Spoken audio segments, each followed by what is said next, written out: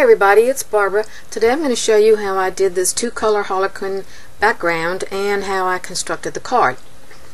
I started with some Sweet Tooth cardstock from My Favorite Things, the Harlequin background, stencil. As you notice, I have a couple of copies of the stencil. I keep one to use for dry embossing. So in case there's any ink residue on the other one, it won't transfer to my cardstock. I'm using Grout Gray dye ink and Lemon Chiffon dye ink. And of course my trusty daubers.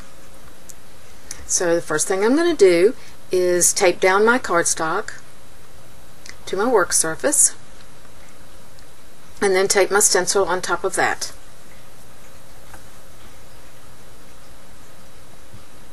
I'm pretty particular about getting it lined up really straight because that cuts down on having to trim later on before you put it on the card.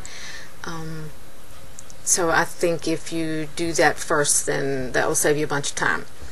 Now all I am doing is just sponging in the Grout Gray ink into all of the openings on the Harlequin stencil. I've speeded this up a bit to save some time.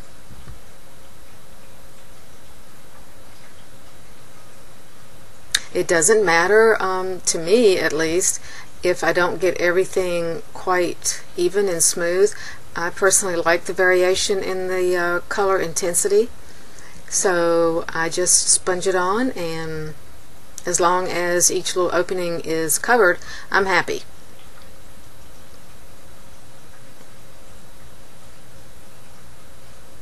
So now I'm going to move my stencil to cover what I've already stenciled and leave the other openings open for ink.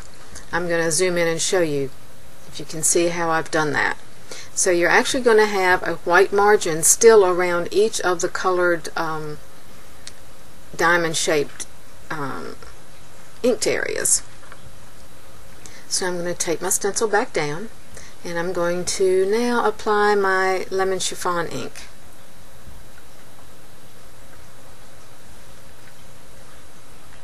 The same way, just sponging it on.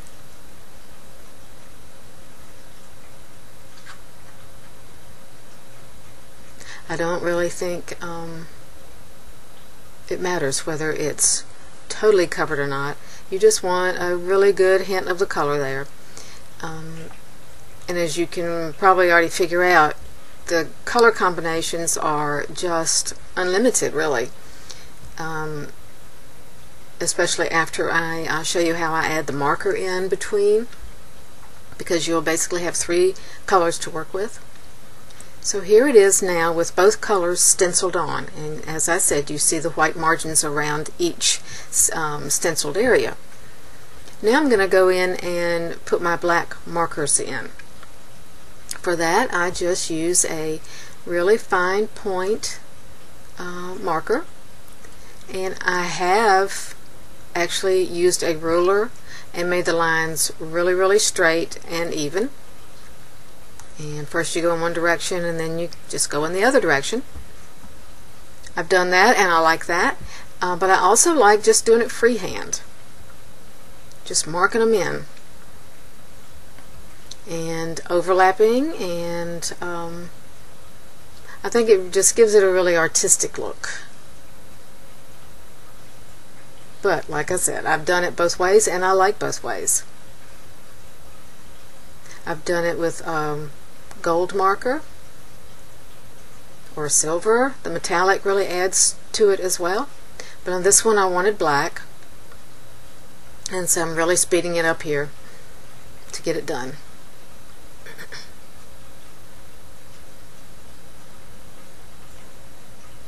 As that's one direction done, and now I'm going to do the other.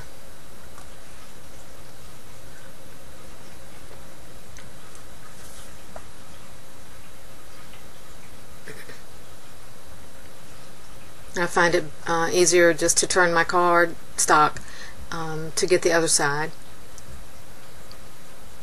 because my hands are kind of small, so I can't reach all the way across. So there you have it.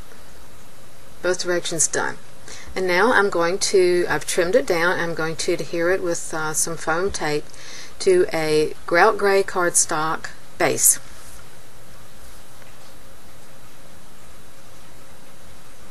All of my links will be in my blog post, and the link to that will be in the description at the bottom of my YouTube video.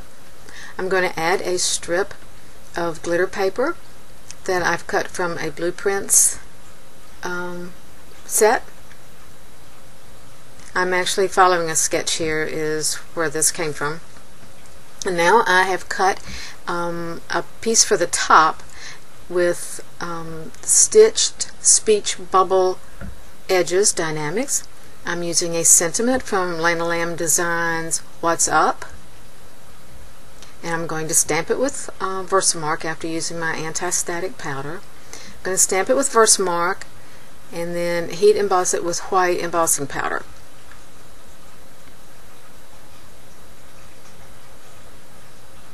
Lining it up. And now I'm going to put my powder on using my coffee filter to catch it. I actually really lucked out on this one. I always have some stray powder, but this one, for some reason, I didn't. That was pretty amazing. So now let's emboss it.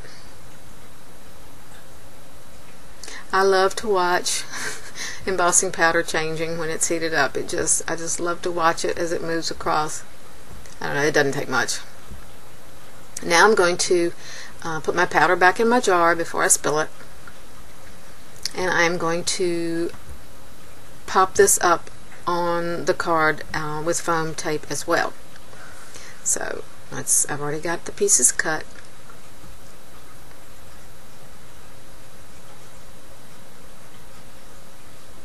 And now I'm going to put it at the top.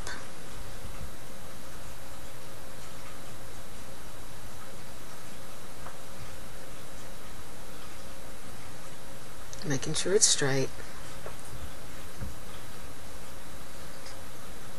Now the next thing I'm going to add is this darling light bulb. Also from Lana Lamb Designs Light Bulb. I have cut it out with lemon chiffon cardstock and also the adhesive sheets. Now this that was applied to a piece of vellum. If you've worked with vellum any, you know that adhesive will show through it anywhere. So this adhesive sheet allows you to adhere the entire thing with no dots of glue or dots of like glue dots or whatever showing. So you apply that to your vellum and then you cut them both out at the same time with your die. So I have applied the filament to the center of my light bulb, and now I am putting on the vellum. And see, it's adhered all over and you don't see any areas of adhesive anywhere. Now this is the base, and I've cut that from black mirror cardstock, so it's real shiny like the base of a real light bulb. And I'm just putting that on with a Quickie Glue Pen, making sure it's lined up. And the final piece I cut from Ranger silver foil cardstock, and it is a little piece that makes it look like the threads in the light bulb base. It is so cute. So it's very narrow little area there, so I'm just using my glue pen to adhere that. So that's all done, and I'm going to pop that up on foam as well. So I'm going to apply that. Again, I'll have a link to my blog in the description, and all of the materials will be linked on my blog. Now I'm popping that up, and the card is pretty much done. I do, though, want to add some little glitter enamel dots. So I'm going to play around with them a little bit to see where I want to put them. I'm pretty sure I want to put the large one right there. The other two are giving me a little bit of quandary as to where I want to put them. So I'm going to try them here first. And I like them okay, but I'm not real sure about that, so let's move them and see.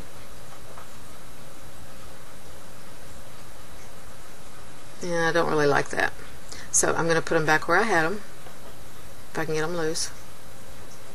I found that if you try to just like use a forceps or something, or tweezers or something, and if you just kind of pry up one side at a time and very carefully, that it won't mar your paper. And that's where I think I'm going to leave them.